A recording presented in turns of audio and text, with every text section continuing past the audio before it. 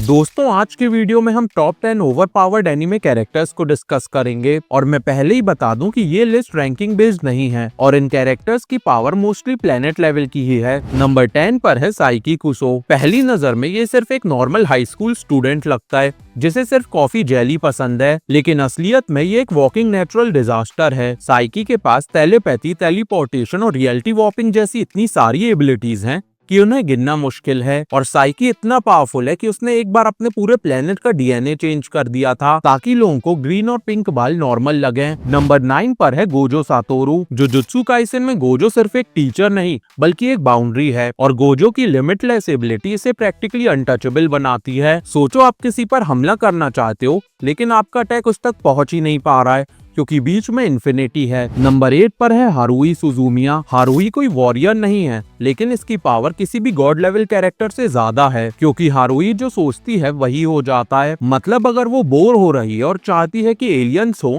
तो aliens exist करने लगेंगे। और हारुई की सबसे डेंजरस बात ये है कि उसकी पावर्स उसके सबकॉन्शियस से चलती हैं। नंबर 7 पर है रिमूरू टेम्पेस्ट। एक नॉर्मल इंसान से रीइंकार्नेट होकर एक स्लाइम बनना और फिर एक डीमन किंग बनना।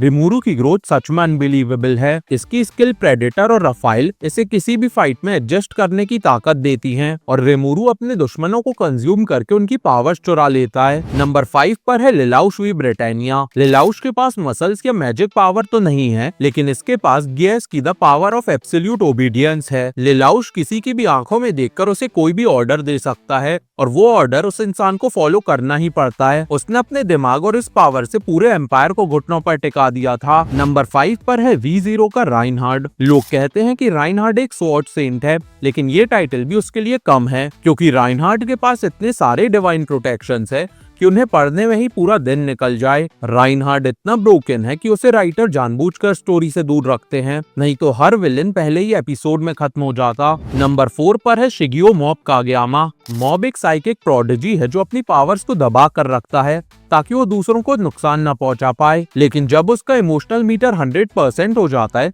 तब तबाही मचना तो तय है। मॉब के पास अनलिमिटेड टेलीकिनेटिक पावर्स हैं और वो बिल्डिंग्स को उठाकर उन्हें ढेर कर सकता है। नंबर 3 पर है डीमन किंग अनोस वोल्डिगॉड। अनोस ने एक बार कहा था कि क्या तुम्हें लगा मुझे मार देने से मैं मर जाऊंगा, क्योंकि उसके लिए मौत सिर्फ एक वर्ड है और वो सिर्फ अपने दिल की धड़कनों से लोगों को मार सकता है। अनोस सिर्फ ओवर पावर्ड नहीं बल्कि ओपी होने की डेफिनेशन है। नंबर 2 पर है हेल्सिंग का आलूकार्ड। आलूकार्ड बेसिकली एक इमॉर्टल वैम्पायर है और उसके अंदर लाखों सोल्स का कनेक्शन है। मतलब उसे कम्प्लीटली मारने के लिए आपको उसे लाखों बार मारना पड़ेगा। आलूकार्ड को दर्द नहीं होता, डर नहीं लगता और वो लोगों को इतना टॉर्चर करता है कि उनके लिए मौत एक गिफ्ट बन जाती है। फाइनली नंबर 1 पर है the supreme being Aizawl gown. Overlord के इस किंग के पास ना सिर्फ अनलिमिटेड मैजिकल पावर्स हैं बल्कि वो हर फाइट को एक गेम की तरह ट्रीट करता है और जीतता भी है। आइंस के पास ग्रास फाट जैसे स्पेल्स हैं जो उसके दुश्मनों को बिना वार्निंग के ही मार सकते हैं और उसके पास वर्ल्ड क्लास आइटम्स भी हैं